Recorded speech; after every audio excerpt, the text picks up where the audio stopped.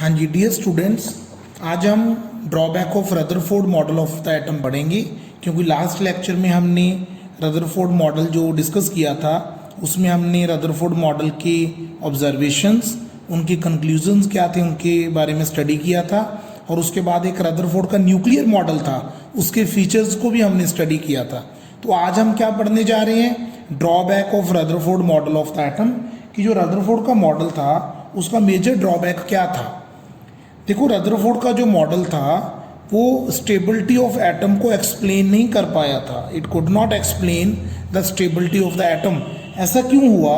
देखो, ये समझने वाली बात है कि रदरफोर्ड के मॉडल ने हमें ये चीज़ बताई कि एक जो एटम होता है उसके सेंटर में एक पॉजिटिवली चार्ज न्यूक्लियस होता है जिसके ऊपर पॉजिटिव चार्ज होता है, और जो इलेक्ट्रॉन्स हैं वो उसके बाहर रिवॉल्व करते हैं।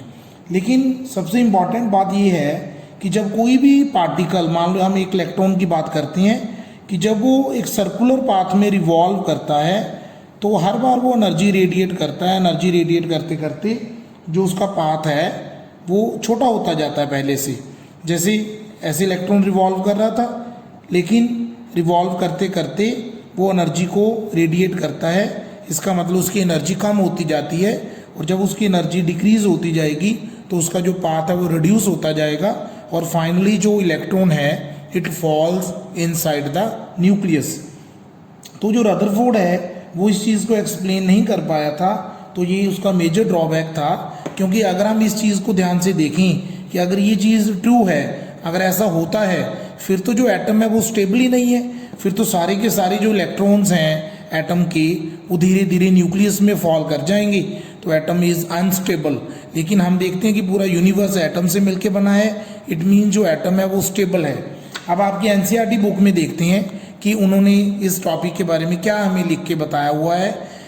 The revolution of the electron in a circular orbit is not expected to be stable. Any particle in a circular orbit would undergo acceleration.